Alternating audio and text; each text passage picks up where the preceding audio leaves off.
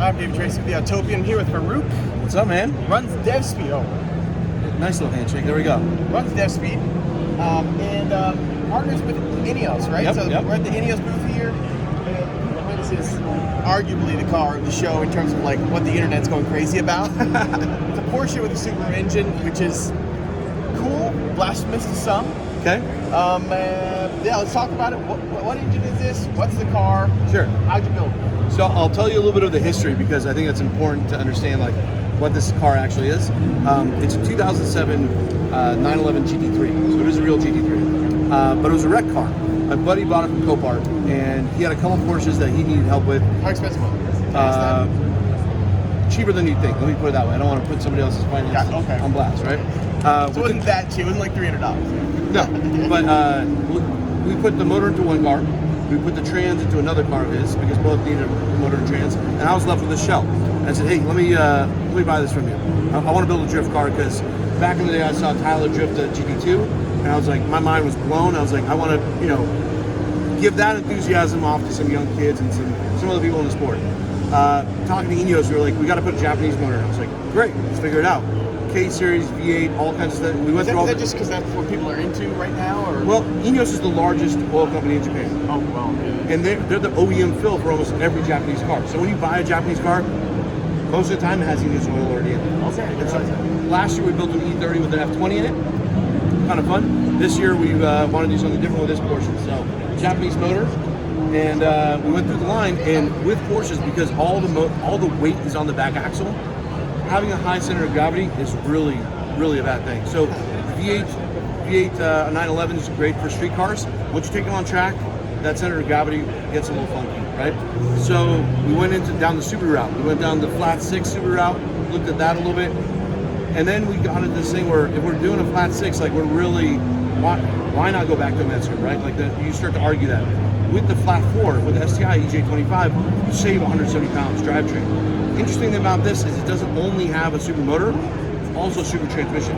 So it's an EJ25 6-speed transmission as well. Reverse cut ring gear from Australia, blocked off plate in the rear, and a solid center diff.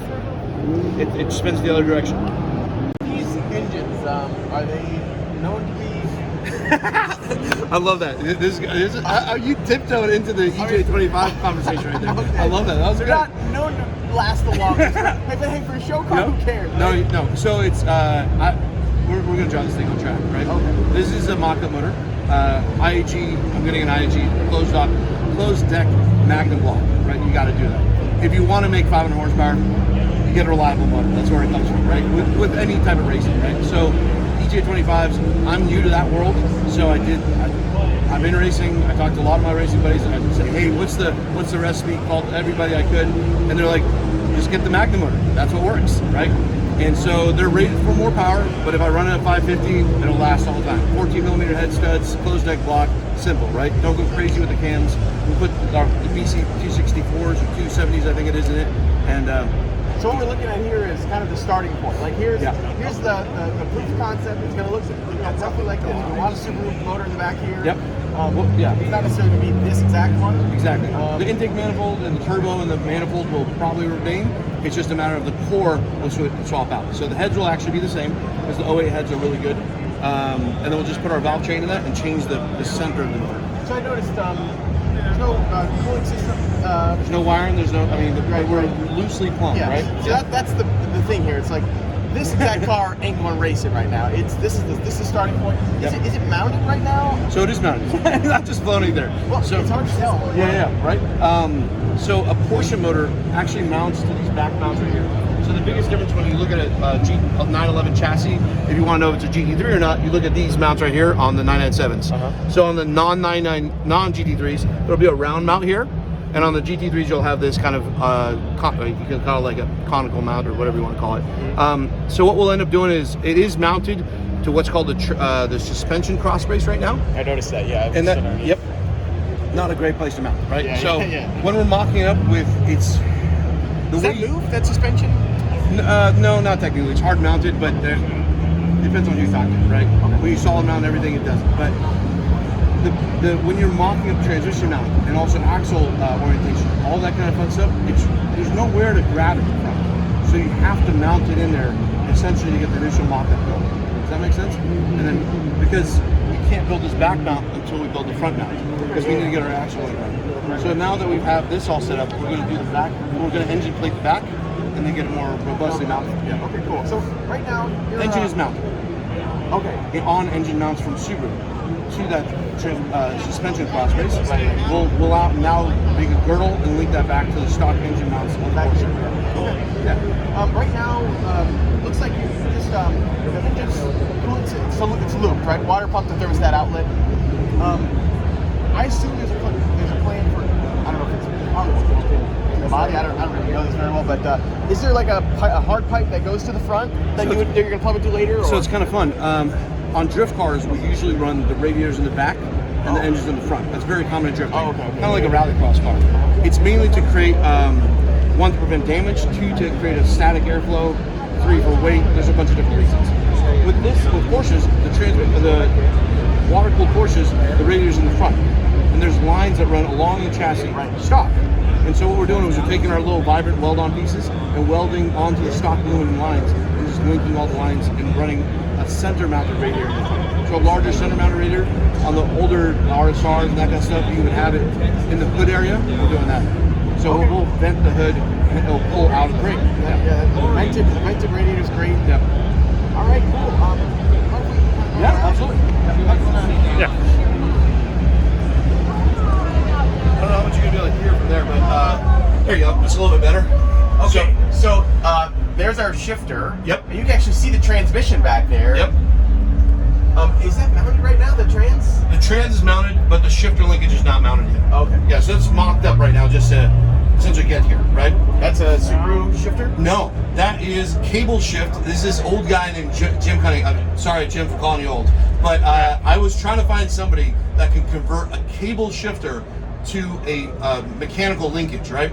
And so he works on a lot of different open wheel cars and Vanagons and all that kind of fun stuff, creating these adapter shifters. And really, it was difficult to find that. So Can I shift it? it won't do anything, but yeah, you can. I mean, you can touch it if you like. It's not hooked up to the transmission. It's not. Okay, got it. That's what I'm saying. Car was 3D scanned on the inside, and we had cage kits. So scanned by my buddies at Illumisthetic. They 3D scanned the whole car, and then cage kits designed and bent the roll cage based on the chassis. Right. So now cage kits has a 996, 997 roll cage. The crazy thing is, if you look from the front window, look how close the tubes are to the A-pillar. We actually welded the tube to the A-pillar. You see that? Oh, yeah, you did. Look at that. There's no gusseting. It's that close. So Nuke Performance, my buddies out of Sweden, they make a lot of cool fueling parts and also air jacks. So the thing about air jacks on cup cars and all that kind of stuff that you're used to is you see guys carrying a bottle of nitrogen around, right? Because it takes about 400 PSI to get the car in the air. These are their low pressure air jacks. So I don't carry a bottle of nitrogen around. I'm sure you don't either. Yeah. When you have your stock air compressor that goes up to 130 PSI, these can get the car in the air because they only need 130 PSI to lift. They use a larger volume, they use a larger diameter piston, so it's able to lift the car. So you welded that into the body, Yeah. and you just click a button or whatever, and up it goes? Yeah, so this has a standard style fitting that Yep. you just plug into. Is there one over there? Yeah, there's one over there. So on a Porsche, you only have three.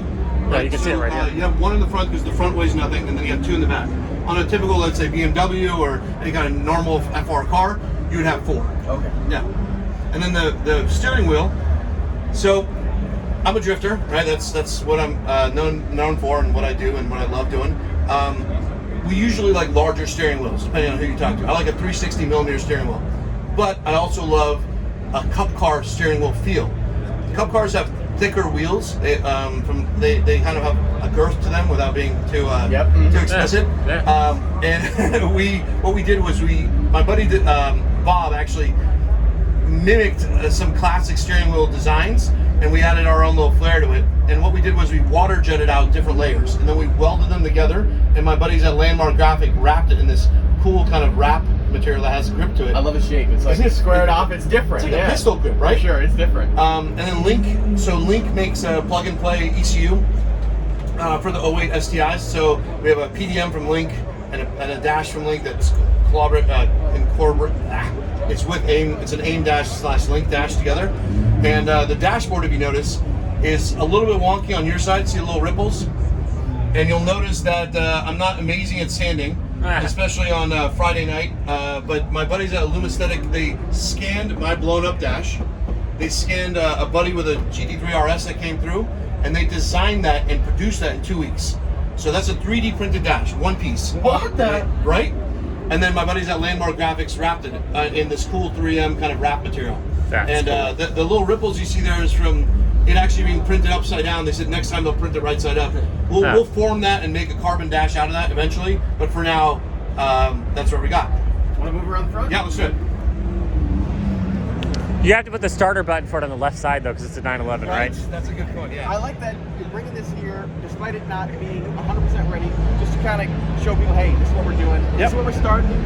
It will be the demo car for next year. So I do a lot of like track events, whether it's good life or fun stuff, and yeah, you know, it's fun to get these things out there. Can you show me the cooling module plan up front, or just roughly kind of a guess? Not really, because there's not much up there yet. But there's going to be a hole here, right? So what we'll do is mimic these this kind of. So do you know this design? Does that design look familiar? Yeah. So the Salzburg cars from like the 60s and the old like 917s, Yeah. they had that red and white livery. We took that in the front and kind of morphed it to the WRC in the back.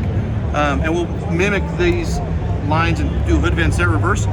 And normally the tubs don't have holes in the front of them. We cut a hole in the front of the tub and we'll have a flat mounted radiator, and then it'll pull and then vent out the hood. Nice. Yeah. So the vent will be kind of like, Yeah, 2 vents about right there, and then Nice. we just didn't have the time to construct those vents and get it all looking pretty, so we just kind of left the hood closed. So steering will be Porsche steering? Porsche steering rack, cup car pump. So because, if you notice that there was no power steering pump on the motor, cup cars came with an electric power steering pump. Electrohydraulic? Electrohydraulic, sorry, yeah. Well, you said pump, so yeah, it goes without saying. A lot of the drifters in Europe use that, where it's Porsche pumps are great. Not exactly the cheapest thing, but when you look at the longevity of it, compared to what people are doing with like SW20 pumps, the MR2 pumps. Yep. It's a big one. Everybody loves those. MR2 ones. They're cheap. They're cheap, but the problem is the amp draw. So the amp draw is like 65 max at like peak, and then when it gets warm, you start hitting that max more frequently. You start killing alternators. The next thing you know, you have an unreliable car. You spend, you know, MR2 pumps $250, cup car pumps $790. You spend a 1.7 to 790, you have a reliable pump that lasts the longevity of your track events. Don't need a new alternator. Exactly. Drivetrain wise, you've got the Subaru transmission, transaxle, the whole nine. Yep. Subaru. They come with conversion. So Subaru Gears out of Australia made the conversion kit, right? Subaru-Works is their dealer in Marietta down in SoCal. We built the transmission together. Well, he built it. I was just watching and handing him wrenches. But great group of guys, and they do that whole conversion. The axles, we're just going to shorten the turbo axles. So we have one GT3, but because the wreck was on that side, we bought a turbo axle, which is the same as the GT3. We're shortening them in. You'll adapt the Porsche axles into the. Okay, cool. Because they already come. Subaru-Works sells them. Subaru Gears sells them with a 930 stub axle conversion. So the output flange from the Subaru goes to a 930 CV. Okay, great. Kind of cool. All right, awesome. So, you have a timeline for this? December it will run, has to. Literally has to. Yeah, So it's going to be late nights with beer and pizza? until It was late happens? nights still here. And then January, February, we'll get on track because we do. So at Sonoma Race, I mentioned I run the drifting program. We also do drift experiences for larger groups where we just get people in the passenger seat. My pro car is going back to competition next year. We're going to do Formula D again. And so we need a new hero car. And what better to drift in a Porsche, right? Freaking awesome. Yo, Faruk, thanks for showing us around. Really appreciate it. My pleasure, man. Thanks, Dave. Yeah.